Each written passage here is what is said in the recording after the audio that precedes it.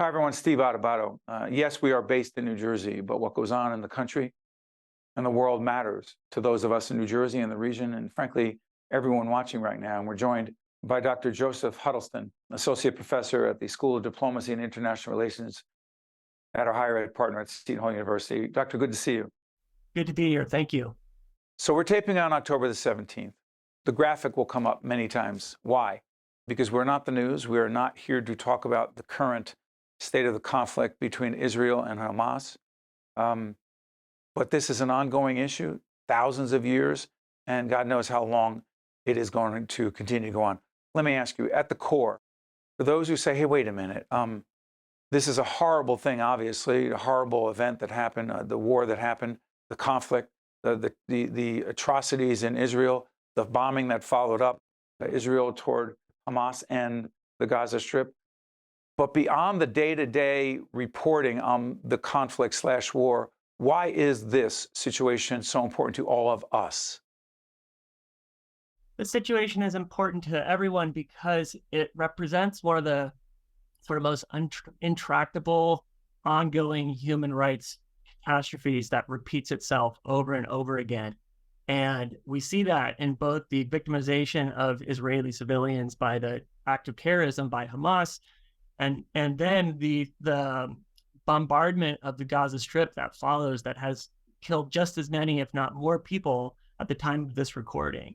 And the fact that it still doesn't have a political solution means that we won't see an end to these kinds of outbursts until the parties at conflict find a political solution to it.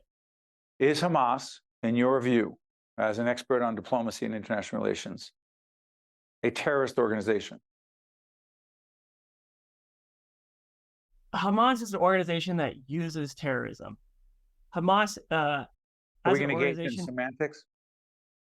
Here's the thing about the word terrorism is that as a term, it has one meaning in the media, one meaning with sort of popular language, but in terms of analyzing dynamics in a conflict, it has a very specific meaning, right? So terrorism as a tactic is common in many kinds of conflicts, especially when you have an organization fighting a state, right? Trying to sort of break away, make territorial claims. But it's a very common tactic. So I will leave it to policymakers to sort of define that. But what I will say is that what we saw was an act of terrorism. So those hundreds, thousands of young people in their 20s, beyond, and some teens who were at a concert. And again, we're not doing the news, but that is obviously a seminal event, right, in this whole the most current iteration of this conflict. That had nothing to do with policy. That had nothing to do with Israel's policies as it relates to those in the Gaza Strip, did it? Because those were not policymakers; those were concert goers. True. And it might be useful to just talk a little bit about why groups use terrorism. Very often, the point of terrorism by a group like Hamas or the Islamic State or many other groups in conflicts around the world is to spoil peaceful processes that are ongoing. It is to provoke strong repressive reactions from a state against their own constituencies, right? And it is to try to rally support of a base, right? So they victimize innocent people in order to cause further victimization of more innocent people, right? It's the sowing of fear to make everyone in a conflict like this feel like they have no choice but to turn to violence. So I'm going to ask in a moment about the history of Israel and Israel government and military policies plural, as it relates to the Gaza Strip and Palestinians living in the Gaza Strip. But yes, if I were to say, because we've been debating if we were going to even put a graphic underneath this, the Israeli blank conflict. Is it the Israeli-Palestinian conflict? Is it the Israeli-Hamas conflict? Or is Palestine Hamas and Hamas Palestine? Please, Professor. Absolutely. Very good question. Probably one of the most important questions in understanding this. Hamas cannot be taken to be equivalent to the Palestinian cause. In fact, the existence, the tactics used by Hamas is probably one of the most harmful things to the Palestinian cause that could be. And this is a subject of much confusion for people on either side of sort of trying to understand this conflict. So I would say Israel's stated purpose is to eliminate Hamas. They never say anything like that about the Palestinian people. I'm not convinced that they want to take over the Gaza Strip. What they want is to end an organization whose founding charter calls for their destruction, right? So that is not what most Palestinians want, right? Most people in both Palestine and Israel proper want a peaceful political solution to this decades-long conflict. The problem is that you always, in any political actor, any sort of group, you always have people who want to take a hard line, use violence, make no compromises, and people who want to use politics, peaceful negotiations, and accept and even seek compromise, right? So what we have to look at is what does this horrendous act, who does it empower in those societies, right? The problem is that with this kind of violence, it tends to make the hardliners in either side kind of gain more relevance as a sort of spokesperson, right? So that's part of why we see violence escalate in a spiral. You're talking about an extraordinary kind of leadership, a very rare kind of leadership. That being said, please put in perspective, we're talking to Professor Dr. Joseph Huddleston, Associate Professor of the School of Diplomacy and International Relations at Seton Hall University, one of our longtime higher ed partners. Put in perspective for us, Professor, the history of Israeli government/military policy as it relates to the Gaza Strip. Do you mind if I go a little further back in history to kind of think about this? I'm trying to learn along with everyone else, please. Of course, and it's a very confusing conflict. I think if I were going to basically make 2 points for your viewers, it would be the following.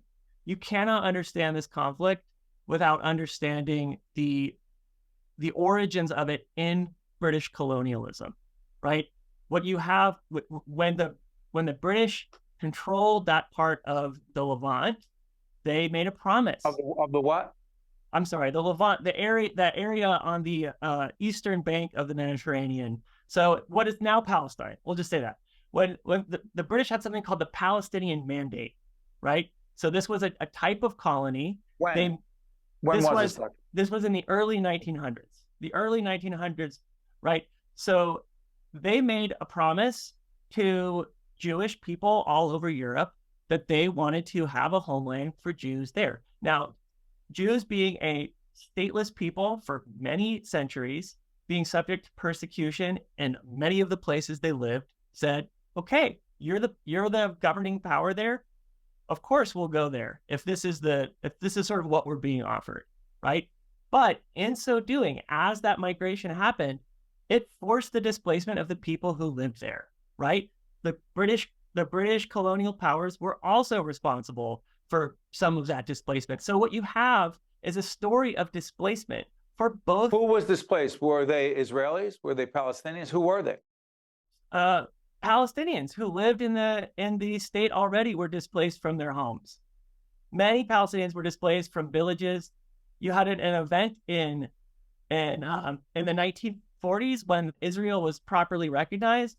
You had a civil war that followed. Was that 1946? 1948 is when it became a state. So you had immediate conflict.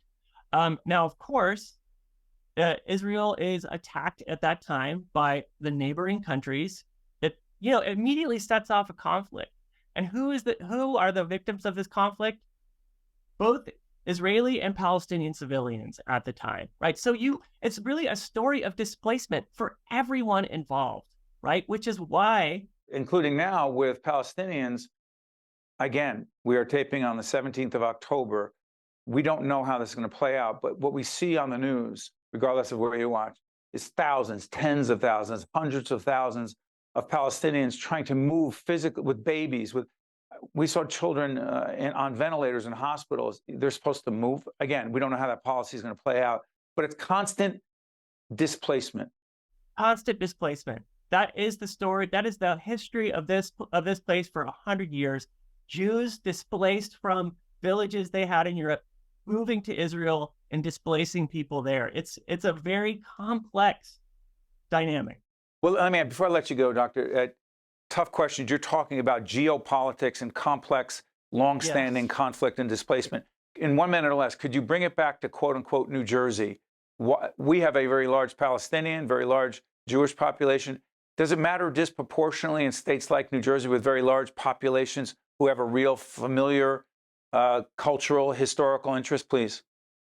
Of course it matters. I mean, what I always urge people is to check yourself and see the human suffering on every side of this conflict. It's always there. It is there for you to witness.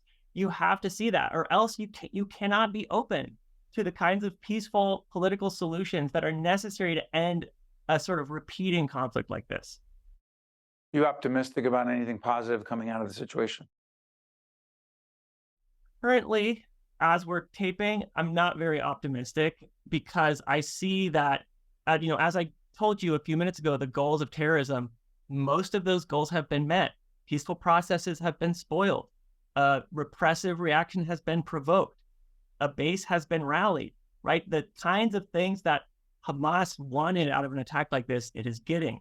So that's does not make me optimistic. But as you said, good leadership always has an opportunity to steer the ship in a new direction. Professor, I want to thank you so much for joining us and let everyone watching know that this will be the first of what will likely be a series of conversations with people who understand the conflict between Israel and Hamas, and some may argue Israel and Palestine. Not so black and white, but we'll continue those conversations. Professor, thank you so much for joining us. Thank you for having me. Stay with us. We'll be right back. One-on-One with Steve Adubato has been a production of the Caucus Educational Corporation. Funding has been provided by Holy Name, New Jersey Sharing Network, NJ Best, New Jersey's 529 College Savings Plan, the Russell Berry Foundation, New Brunswick Development Corporation, PSE&G, Operating Engineers, Local 825, the New Jersey Education Association, and by Eastern Atlantic States Regional Council of Carpenters. Promotional support provided by CIANJ and Commerce Magazine, and by Insider NJ. New Jersey is home to the best public schools in the nation, and that didn't happen by accident. It's the result of parents, educators, and communities working together year after year to give our students a world-class education, no matter the challenge. Because parents and educators know that with a shared commitment to our public schools, our children can learn, grow, and thrive. And together, we can keep New Jersey's public schools the best in the nation.